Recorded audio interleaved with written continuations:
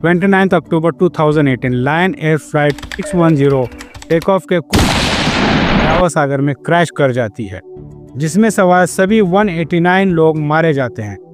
5 महीने बाद Ethiopian airline flight 302 दुर्घटनाग्रस्त हो जाती है, जिसमें 157 जिंदगी खत्म हो जाती है। दोनों प्लेन्स बोइंग 737 मैक्स इन ट्रायलीज ने दुनिया को शॉक कर दिया और एक परेशान करने वाला सवाल उठाया। बोइंग, जो कभी इंजीनियरिंग एक्सीलेंस का सिंबल था, सेफ्टी स्कैंडल का गढ़ कैसे बन गया? एक सदी से अधिक समय तक बोइंग ने आकाश को शेप दिया, ऐसे आइकॉनिक एयरक्राफ्ट्स बनाए जो मॉडर्न एविएशन को डिफाइन करते हैं। लेकिन इन जीत के पीछे एक गहरी कहानी है, सेफ्टी कंसर्न, कॉर्पोरेट डिसीजंस और ह्यूमन कॉस्ट की हिस्ट्री जो दशकों पुरानी है। ये बोइंग के गौरव से पतन की कहानी है। बोइंग की सेफ्टी इश्यूज को समझने के लिए हमें पहले से शुरू करना होगा। 1969 में विलियम बोइंग द्वारा सिएटल वाशिंगटन में स्थित कंपनी का जन्म इनोवेशन के जुनून से हुआ था। B-17 फ्लाइंग फोर्ट्रेस से लेकर 707 पहले सफल कमर्शियल जेट तक बोइंग अमेरिकी सफलता का प्रतीक बन गया। बोइंग की शुरुआती सफलता इसकी इंजीनियरिंग कल्चर में रूटेड थी। उन्होंने सिर्फ प्लेन्स नहीं बनाए, उन्होंने पॉसिबिलिटीज की बाउंड्रीज को पुश किया, सेफ्टी और सटीकता को प्रायोरिटी दी। 20th सेंचुरी के मिडल तक बोइंग ने आकाश पर राज किया। 1968 में लॉन्च हुआ 737 हिस्ट्री का सबसे ज्यादा बिकने वाला कमर्शियल जेट बना, जो अपनी रिलायबिलिटी के लिए जाना जाता था। लेकिन इन सुनहरे वर्षों में भी दरार बन रही थी। 1972 में यूनाइटेड एयरलाइंस फ्लाइट 553 एक बोइंग 737-200 शिकागो के मिडवे एयरपोर्ट के पास क्रैश हो गया, जिसमें 45 लोग मारे गए। इन्वेस्टिगेशन ने पायलट की गलती को जिम्मेदार ठहराया, लेकिन प्लेन के डिजाइन में प्रॉब्लम जैसे आइसिंग, बर्फ जमने की संवेदनशीलता नोट की गई। यह बोइंग के लिए एक शुरुआती चेतावनी थी जिसे नजरअंदाज किया गया। जैसे जैसे बोइंग का प्रोडक्शन बढ़ा, वैसे वैसे चैलेंजेस भी बढ़े। 1980s के दशक में लॉन्च हुए 737 क्लासिक सीरीज को कई घटनाओं के बाद जांच के दायरे में लाया गया। 27 मार्च 1991 को यूनाइटेड एयरलाइंस फ्लाइट 585 एक 373-200 कोलोराडो स्प्रिंग में क्रैश हुआ, जिसमें सवार सभी 25 लोग मारे गए। इन्वेस्टिगेटर्स ने क्रैश का कारण एक फॉल्टी रडार कंट्रोल सिस्टम को बताया, जिसे पूरी तरह ठीक करने में सालों लग गए। बोइंग ने प्रॉब्लम्स को फिक्स किया, लेकिन क्रिटिक्स का कहना था कंपनी ने एक्शन लेने में देरी की।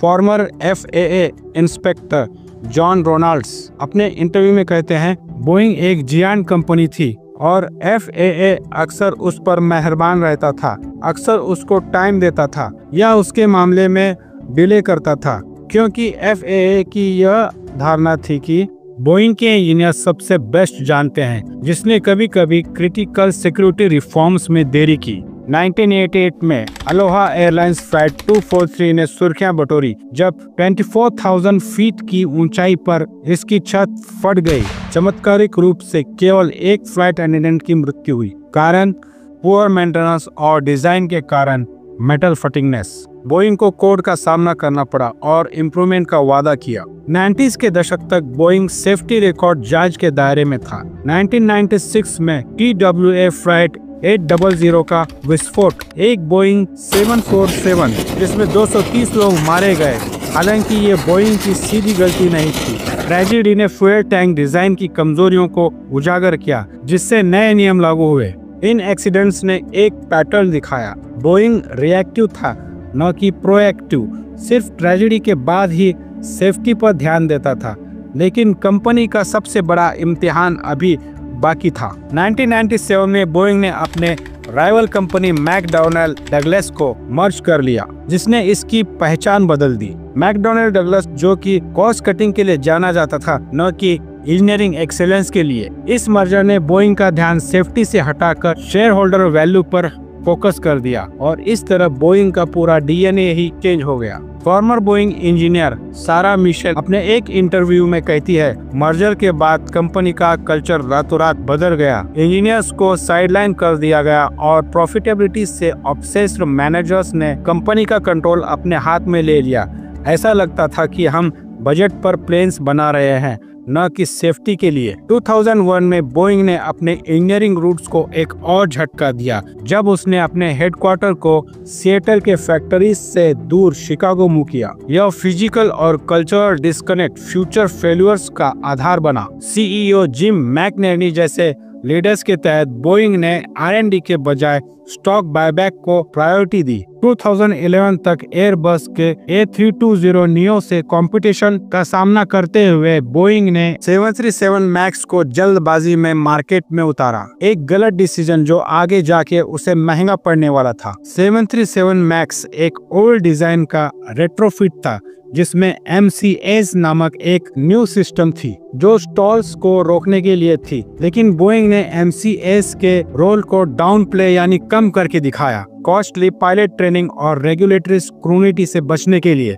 एविएशन सेफ्टी एक्सपर्ट डॉक्टर राज पटेल ने अपने एक इंटरव्यू में कहा था, MCAS एक 50 साल पुराने एयरफ्रेम पर एक बैंड एड था। बोइंग का इसे पायलट्स और रेगुलेटर्स से छिपाने का डिसीजन एक कैटास्ट्रोफिक मिस्टेक था। 29 अक्टूबर 2018 को Lion Air flight 610 take off के कुछ मिनट बाद क्रैश हो गई। पायलट्स MCAS से जूझ रहे थे जो बार बार प्लेन का नाक नीचे कर रहा था। उन्हें इसे डिसेबल करना नहीं आता था।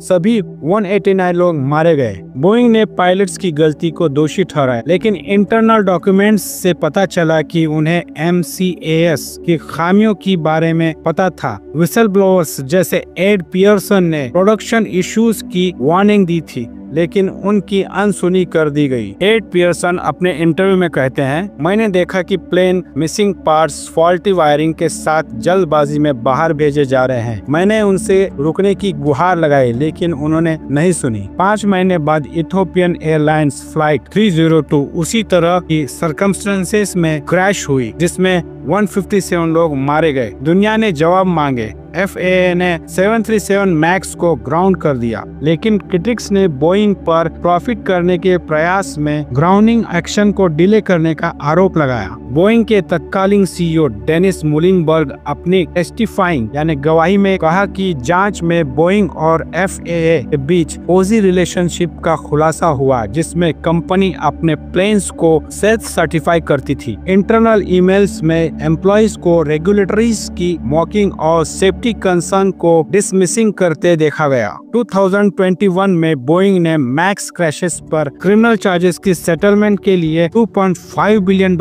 को पे किया, लेकिन नुकसान हो चुका था। 346 जिंदगियां खो गई, परिवार टूट गए और बोइंग की रेपुटेशन चकनाचूर हो गई। क्रैश विक्टिम की फैमिली मेंबर आयशा खान ने इंटरव्यू में बताया कि उन्हें पता था कि प्लेन सेफ नहीं है, फिर भी उन्होंने इसे उड़ाया। इसे कैसे माफ किया जाए? मैक्स सुधारों के बाद सेवा में लौटा, लेकिन जनता का भरोसा खत्म हो चुका था। फिर 2024 में एक और क्राइसिस आया। 5 जनवरी 2024 को अलास्का एयरलाइंस फ्लाइट 1282 को 16,000 फीट हाइट पर डोर प्लग उड़ने के बाद इमरजेंसी लैंडिंग करनी पड़ी। यह एक मिरेकल ही था कि इतनी ऊंचाई पर एक इमरजेंसी हुई और एक भी जान नहीं गई।